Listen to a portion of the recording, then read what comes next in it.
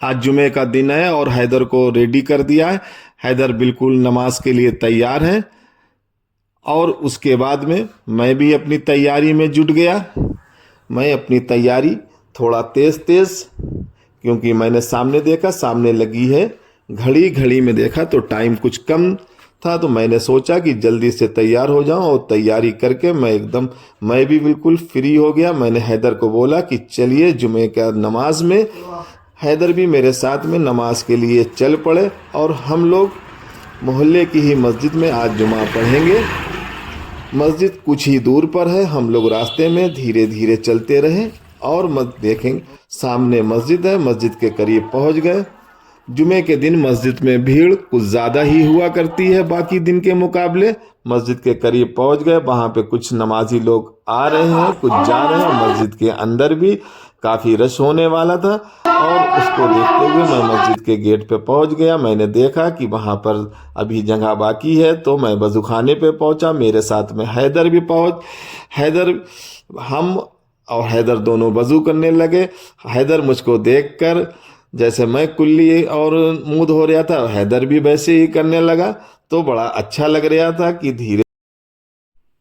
اور سامنے مسجد کی طرف دیکھتے ہیں تو حافظ جی مسجد میں تقریر کر رہے تھے. تقریر میں لوگوں کی اصلاح کر رہے تھے اور ان کو صحیح راستے پہ چلنے کے لیے اور عمل کرنے کے لیے اعلان کرنے کے بعد حافظ جی اپنی تقریر میں لوگوں کو بتاتے ہیں کہ زندگی میں سیدھے اور صحیح راستے پر چلنا چاہیے. اتنی ہی دیر میں ہمارا وضو کمپلیٹ ہو گیا. وضو کمپلیٹ ہونے کے بعد ہم مسجد کے اندر داخل ہوئے. لوگ خاموشی کے ساتھ میں بیٹھے تھے، حافظ جی کی تقریر سن رہے تھے. میں بھی گیا اور میں بھی خاموشی سے بیٹھ گیا. میں نے حافظ جی کی تقریر سننے لگا.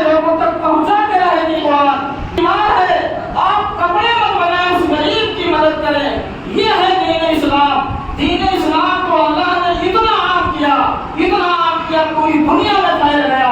اس کی صرف جھنڈا اٹھانے سے نہیں بلکہ قرآن پڑھنے سے ہوگی، مسجد میں نماز پڑھنے سے ہوگی، دین کی تعلیم عام کرنے سے ہوگی. جتنا ہم دور چلے جائیں گے. اب نماز کے لیے حافظ جی کو خطبہ پڑھیں گے. خطبہ پڑھنے کے بعد میں جماعت کی تیاری ہو جائے گی. کچھ دیر کے بعد میں جماعت کھڑی ہو جاتی ہے اور سب لوگ فرض میں شامل ہوتے ہیں.